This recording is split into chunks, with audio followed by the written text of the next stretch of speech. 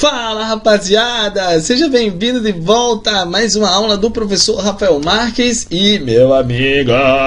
A gente vai trazer hoje talvez um dos temas mais polêmicos da biologia, que é chamado de cruzamento consanguíneo, esse lance de primo, se é parente, se não é, oh meu Deus do céu, se nasce com má formação, se não nasce, como é que funciona essa parada, né, moçada? E aí a gente vai brincar e bater mais um pouco. E vai conversar mais um pouco sobre isso depois da vinheta, tá? Chega junto, vamos, né?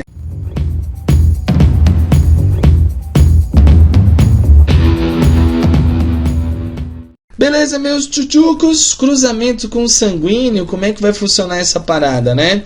Bom, por definição, cruzamento consanguíneo é basicamente o cruzamento entre parentes próximos, sejam, sei lá, irmãos, primos ou algo nesse sentido, né?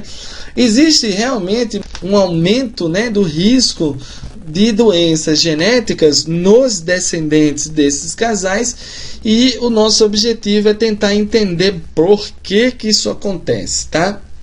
Bom, a primeira coisa que a gente vai ter que lembrar é que a maior parte das doenças genéticas são doenças recessivas, né? E a segunda coisa que a gente vai ter que lembrar é que os alelos recessivos, eles naturalmente são raros na população humana. É raro justamente por provocar doenças, né? Então, evolutivamente, esses alelos eles foram sendo selecionados negativamente durante a nossa história evolutiva, né? Então, guarde essas duas informações. A maioria das doenças são recessivas e esses alelos são super raros. Maravilha. O que acontece, moçada? Quando você imagina uma situação de que na sua família existe um determinado alelo recessivo causador de uma determinada doença. Muito provavelmente a sua família será uma das poucas famílias do mundo que apresenta o alelo mutante recessivo para essa doença. Se você escolhe se você escolhe um cruzante e esse cruzante não faz parte da sua família, muito provavelmente ele não apresentará o alelo recessivo. E o cruzamento ele vai ficar mais ou menos assim, ó. Você pega aqui, ó, moçada, isso aqui é você, ó. Opa, tranquilinho. Aqui é você tem o alelo recessivo na brincadeira. Esse alelo é comum na tua família. E aí você resolveu que ia cruzar com outro indivíduo que não fosse da sua família, que é o que geralmente a gente faz, né, moçada? E nesse cruzamento aqui, se a gente for montar as possibilidades de descendentes, a gente vai começar a perceber o seguinte, ó. Uma possibilidade descendente é ele nascer com asão do cruzante lá, né, do outro indivíduo que não é da sua família, e asão que vem de você, né? Você doou o asão lá para os seus descendentes. Resultado, é possível que você tenha descendentes homozigotos dominantes, né? Segunda possibilidade, ele pode ter recebido o asão do seu crush, do seu cruzante, e pode ter recebido o seu azinho. Você fala, nossa, Rafa, ele vai herdar o meu alelo mutante. Vai, mas perceba você que um alelo recessivo apenas não é suficiente para manifestar a doença.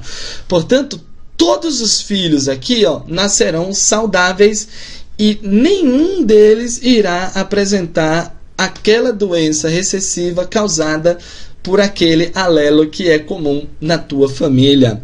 Agora, se você é daqueles, ó, moçada, que acha que primo não é parente, a gente discute sobre isso aqui, ó, dizendo que os parentes próximos apresentam cerca de 12,5% de similaridade alélica, né? Os seus alelos são bem parecidos com os alelos do teu primo, né? Então, se existe essa similaridade de 12, quase 13%, existe uma chance lá, moçada, de apresentar o mesmo alelo mutante relacionado a algum erro do metabolismo. E aí a gente pega agora esse segundo cruzamento aqui, ó, essa segunda possibilidade, moçada. Agora, quem é que eu tenho aqui, ó? Agora eu tenho tu, que tá de verdinho, e esse de laranja aí, quem que é? Ah, Rafa, tô achando que é meu primo. Exatamente, primo ou prima, né? Dependendo de quem está aí do outro lado. Tá? Vou colocar primo aqui, maravilha. Cruzou, moçada, perceba você. Vocês fazem parte da mesma família, então vocês podem apresentar, existe uma chance alta de vocês apresentarem o mesmo alelo recessivo. Aí o que vai acontecer? Muitos dos seus descendentes provavelmente nascerão normais, né? A maioria, muito provavelmente, porque vai herdar o azão do primo, vai herdar o seu azão, tá tranquilinho. Aí pode herdar aqui, ó, mais uma vez, o azão do primo, o seu recessivo, e aí todas aquelas combinações que a gente já brincou e se divertiu de montão. Porém, existe uma chance de o seu descendente receber justamente o alelo recessivo do teu primo e o seu alelo recessivo, moçada. Aí, neste caso, é possível que uma criança nasça com algum tipo de deformidade. Agora eu quero que você preste muita atenção nisso aqui. Não é obrigado dois primos cruzarem e ter filho deficiente, tá? Porque, primeiro, é possível que ele não herde esses alelos recessivos. Segundo, é possível que na sua família não exista esses alelos recessivos relacionados com as doenças. Então, é tudo uma questão de aumentar o risco, mas não de obrigatoriedade, tá? Quando você cruza com alguém que não é da sua família, o risco é muito mais baixo do que quando você se relaciona com indivíduos da sua própria família, né? Inclusive existe até uma trava de segurança do cérebro, né? O nosso cérebro ele costuma não se interessar sexualmente ou reprodutivamente com indivíduos aparentados, né? Indivíduos que fazem parte da sua própria família, né? Você pega aí, moçada, as pessoas mais semelhantes geneticamente a você é o teu irmão, teu pai e a tua mãe, e essas pessoas são as pessoas mais sem graças do mundo, mais sem graça do ponto de vista reprodutivo. Oh, meu Deus do céu, chega a doer no Kengo, chega a doer no cérebro se imaginar mantendo relações sexuais e se reproduzir com seu irmão ou fazer a mesma coisa com seu pai ou com sua mãe. Isso é o teu cérebro gritando, né? Evite esse cruzamento, porque existe uma chance muito alta de isso dar errado, tá? Geralmente a gente se interessa por quem? A gente se interessa por indivíduos geneticamente diferentes de nós, né? Pessoas de outras famílias, a gente se interessa por pessoas de outras cidades, de outros estados, de outros países. Essas pessoas elas são muito mais interessantes do que aquelas do seu próprio convívio, né? Depois você faz recapitula um pouco aí os seus interesses, você vai ver que o que a gente está conversando faz bastante sentido, tá? Então, resumindo aqui a parada, a endogamia ela tem que ser evitada e existem basicamente dois motivos. O primeiro motivo é o risco de erros metabólicos, como a gente já conversou, e o segundo motivo é a redução da variabilidade genética, né? Quando você tem cruzamento entre indivíduos aparentados, esses cruzamentos consanguíneos, ele aumenta muito o nível de homozigose da população. Isso aqui eu queria que você parasse 2 segundos para pensar sobre isso. Pensa lá, você e seu primo têm os mesmos alelos. Então, quando você tiver descendente, os seus descendentes vão herdar os mesmos alelos, né? Por exemplo, sei lá, vai herdar 2 alelos dominantes ou vai herdar 2 alelos recessivos. Não existe diversidade genética na homozigose. A homozigose, ela reduz drasticamente o leque de possibilidades de variações. Porque filho de homozigoto, homozigotinho é.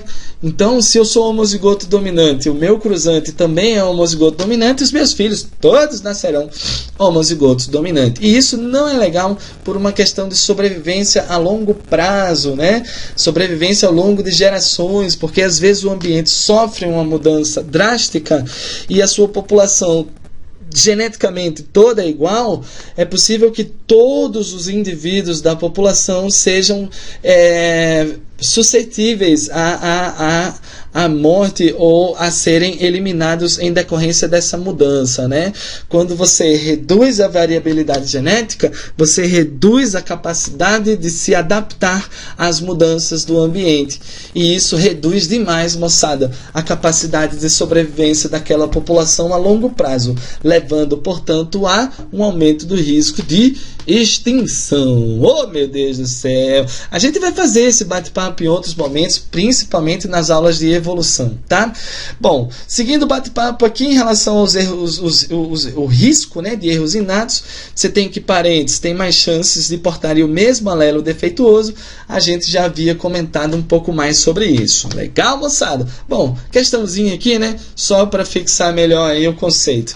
É voz popular que os casamentos entre casais com parentesco bem próximo, geralmente primos em primeiro grau, podem ter filhos defeituosos. Essa afirmativa não é válida para qual afirmação abaixo. Em outras palavras, ele quer a alternativa incorreta. Tá? Vamos lá, moçada. Olha só o que ele vai falar. Isso ocorre porque muitas doenças hereditárias são condicionadas por genes, alelos, né, recessivos e estão em heterozigose nos pais. Pode ser, né? Eu tenho alelo recessivo, porém eu não manifesto a doença, pois sou heterozigoto. Mesma coisa acontece com meu primo, com minha prima, né? Letra B. Pelo menos um dos pais deve apresentar a anormalidade para algum dos descendentes também apresentar. Isso não é verdade. É possível que os pais sejam normais, heterozigotos, e apresentar um filho homozigoto recessivo doente, tá? Letra C. Indivíduos aparentados têm mais chances de possuir genes recessivos para uma mesma anomalia. Aquele lance, a sua família, né? A sua família é uma linhagem de indivíduos geneticamente semelhantes, né? Então, é possível que role nos seus parentes o mesmo alelo recessivo. E na letra D, indivíduos aparentados por terem genótipo semelhante têm grandes chances de possuir genes recessivos para as mesmas anomalias. Maravilhoso, né? Então, a única que não ficou legal aqui, moçada, foi a nossa querida letra B. Maravilha, fechou gostoso. Beleza, beleza, moçada? Então, essa foi nossa aula sobre cruzamento consanguíneo. Espero que você tenha gostado. Espero ter te ajudado de alguma forma. Vou ficando por aqui. Grande abraço. Até a próxima. Falou!